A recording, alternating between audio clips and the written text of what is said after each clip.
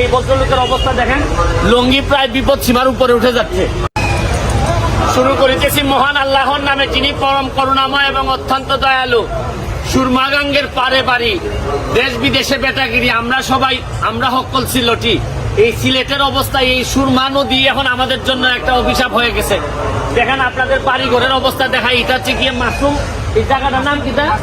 মাসিমপুর। মাসিমপুরের 23 নম্বর word. এখানে city কর্পোরেশনের ভিতরে দেখেন, এই যে আমি একটু সামান্য একটু দেখাইতেছি। এই ভদ্রলোকের অবস্থা দেখেন, লুঙ্গি প্রায় বিপদ সীমার উপরে উঠে যাচ্ছে। এখন আপনারা কয়দিন ধরে পানিবন্দী এইভাবে? 5 দিন ধরে। কি আপনারা কি সরকারের কি সুবিধা টুবিধা পাচ্ছেন নাকি? এখন পর্যন্ত আপনারা পান নাই।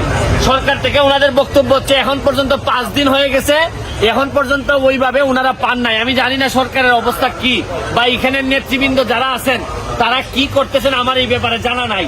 আমি আপনাদেরকে দেখাইতে চাই যে একেবারে পৌর মানে সিটি কর্পোরেশনের ভিতরে এই মাসিমপুর না, মাসিমপুরের অবস্থাটা আমি আপনাদেরকে দেখাই। এই যে দেখেন, এখানে দেখতে থাকেন আপনারা অবস্থাটা কি হইতেছে। সিলেটের অবস্থা আর পানি বাড়ে যদি, তাহলে মোটামুটি মনে করেন ঢাকা সিলেটের রাস্তাও বন্ধ হয়ে যেতে পারে। আমি আপনাদেরকে দেখাইতেছি, দেখেন অবস্থাটা। সিলেটের বন্যার ব্যাপারে যারা জানেন না, আমি আপনাদেরকে একটু দেখাই, আপনাদের একটু দেখেন এই বাড়ি ঘরের অবস্থাটা দেখেন। দাদা কই তো গাইছ পানি তো মাছ করছে কিনা? হ্যাঁ, কোনো সাহায্য আইছে না এখন পর্যন্ত? সাহায্য আইছে না?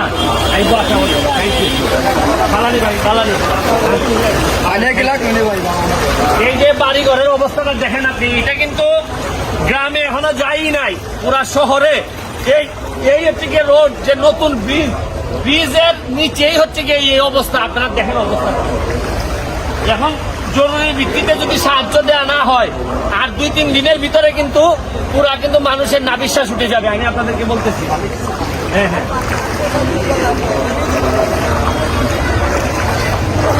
আপনারা দেখেন আবার হচ্ছে গিয়ে বৃষ্টিও হইতেছে। আমি যে সমস্যাগুলোর কথা বলতে চাই, অনেক মেগা প্রজেক্ট না নিলে এই সিলেটকে বাঁচানো কঠিন হবে। কারণ সুরমা নদীর গভীরতা অনেক বেশি কমে গেছে। আপনি দেখেন একটু পানি বেশি হইলেই পুরা চলে আসছে হচ্ছে এই জায়গায়।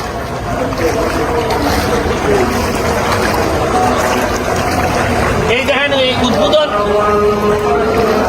উদ্বোধনের জায়গাটাই, এই যে দেখেন, এই যে মাসিমপুর ব্রিজ সংলগ্ন প্রধান রাস্তা উদ্বোধন করেন আরিফুল হক চৌধুরী, মাননীয় মেয়র। এই হচ্ছে গিয়ে আমাদের উদ্বোধনের যে মাইল ফলকটা, এটাও পানির নিচে। আপনারা অবস্থাটা দেখেন। এখানে আপনাদের এখন নদীর অবস্থাটা দেখায়। সুরমা নদী জরুরি ভিত্তিতে খনন না করলে বিরাট সমস্যা হয়ে যাবে।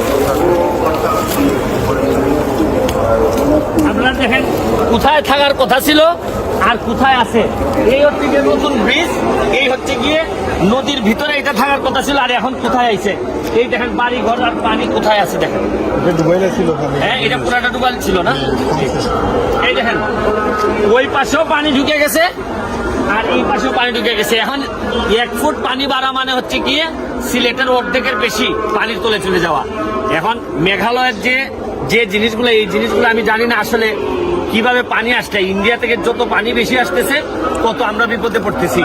দেখেন সিলেটের মধ্যে 2টা নদী আছে, কুশিয়ারা এবং হচ্ছে গিয়ে সুরমা। কুশিয়ারার কিন্তু গভীরতা আছে, কিন্তু সুরমার অবস্থা খুবই খারাপ। এটারে যদি গভীর করা না হয় আর সামগ্রিকভাবে সিলেটের সকল নেতৃবৃন্দ বসে যদি সিলেটকে বাঁচানোর পরিকল্পনা না করেন, আর প্রবাসীরা যদি এই মুহূর্তে সহযোগিতা না করেন, তাইলে কিন্তু সিলেটের যে ঐতিহ্য, যে প্রবাসী নির্ভর এবং প্রবাসীদের দ্বারাই কিন্তু আমরা অনেক বেশি এখন পর্যন্ত ভালো আছি। এখন প্রবাসীরা যদি সাহায্যের হাত না বাড়ান, তাইলে কিন্তু আমাদের কাছে মনে হইতেছে যে অনেক বেশি কষ্ট হবে। এই পর্যায়ে আজকের মতো বিদায়।